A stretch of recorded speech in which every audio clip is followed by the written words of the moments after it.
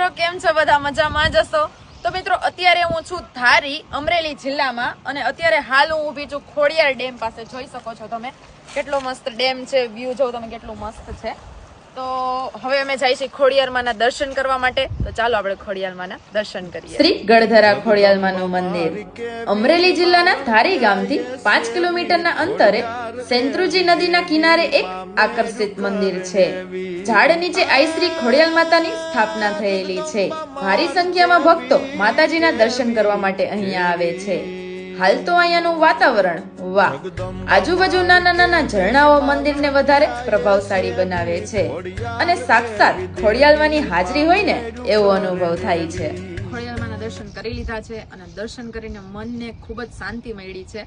અને આજુબાજુ મંદિરની આજુબાજુ ઝરણાઓ છે અને લોકેશનની વાત કરું તો વાત જ ના પૂછો, એટલું મસ્ત છે. તો તમે ધારી અમરેલી સાઈડ આવો તો ખોડિયાલમાંના દર્શન કરવા માટે જરૂર આવજો.